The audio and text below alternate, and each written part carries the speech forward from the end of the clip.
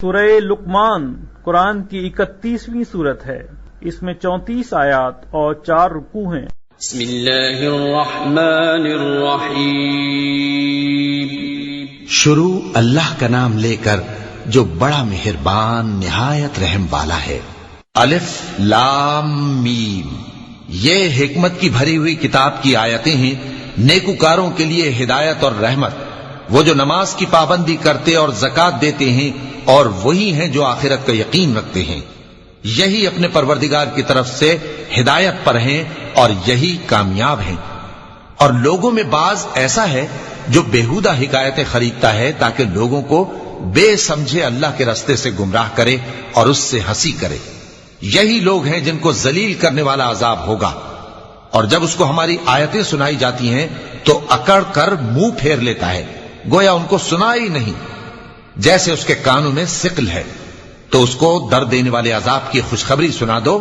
جو لوگ ایمان لائے اور نیک کام کرتے رہے ان کے لیے نعمت کے باغ ہیں، ہمیشہ ان میں رہیں گے۔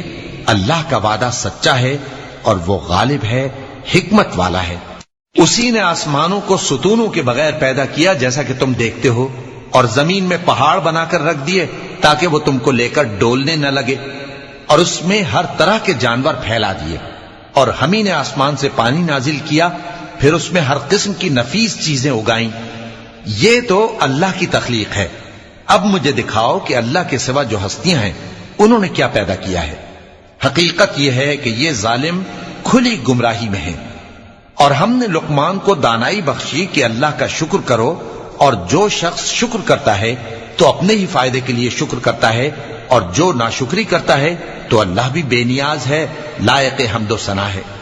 اور اس وقت کو یاد کرو جب لقمان نے اپنے بیٹے کو نصیحت کرتے ہوئے کہا کہ بیٹا، اللہ کے ساتھ شرک نہ کرنا، شرک تو بڑا بھاری ظلم ہے۔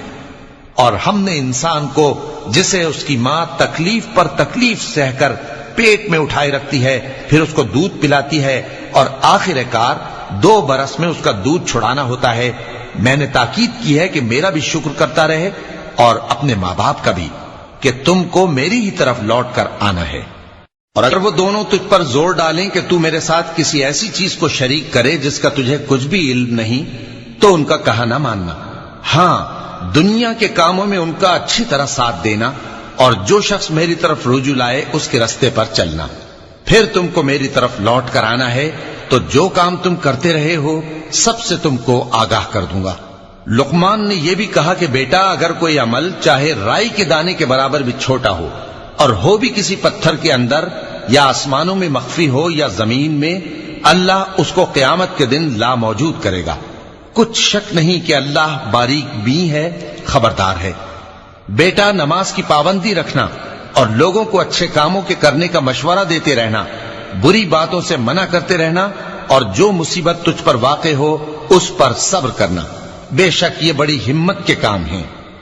اور تکبر کرتے ہوئے لوگوں کے سامنے گال نہ پھلانا اور زمین میں اکڑ کر نہ چلنا، اس لیے کہ اللہ کسی اترانے والے شیخی خورے کو پسند نہیں کرتا۔ اور اپنی چال میں اعتدال کیے رہنا، اور بولتے وقت ذرا آواز نیچی رکھنا، کیونکہ بہت اونچی آواز گدھوں کی سی ہے، اور کچھ شک نہیں کہ سب سے بری آواز گدھوں کی ہوتی ہے۔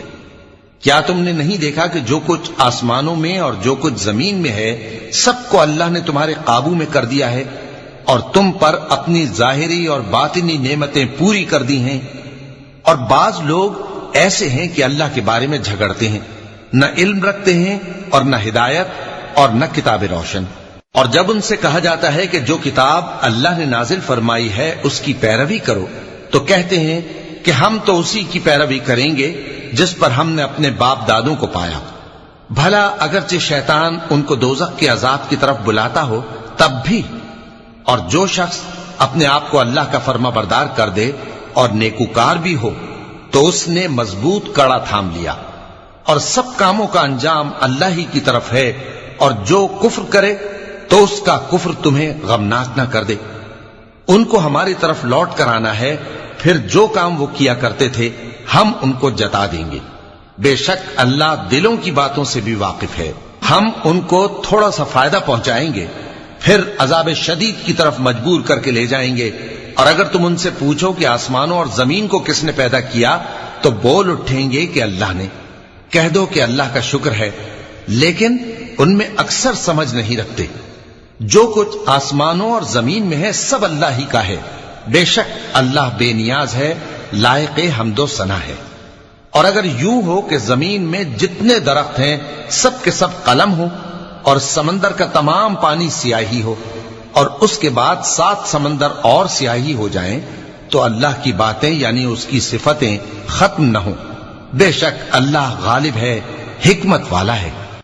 اللہ کو تمہارا پیدا کرنا اور جلا اٹھانا ایک شخص کے پیدا کرنے اور جلا اٹھانے کی طرح ہے۔ بے شک اللہ سننے والا ہے، دیکھنے والا ہے۔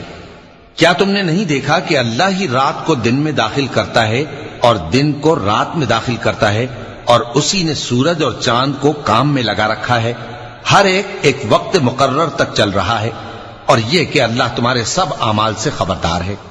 یہ اس لیے کہ اللہ کی ذات ہی برحق ہے، اور جس کو یہ لوگ اللہ کے سوا پکارتے ہیں وہ سب باطل ہے، اور یہ کہ اللہ ہی عالی رتبہ ہے، گرامی قدر ہے۔ کیا تم نے نہیں دیکھا کہ اللہ ہی کی مہربانی سے کشتیاں سمندر میں چلتی ہیں تاکہ وہ تم کو اپنی کچھ نشانیاں دکھائے؟ بے شک اس میں ہر صبر کرنے والے، شکر کرنے والے کے لیے نشانیاں ہیں۔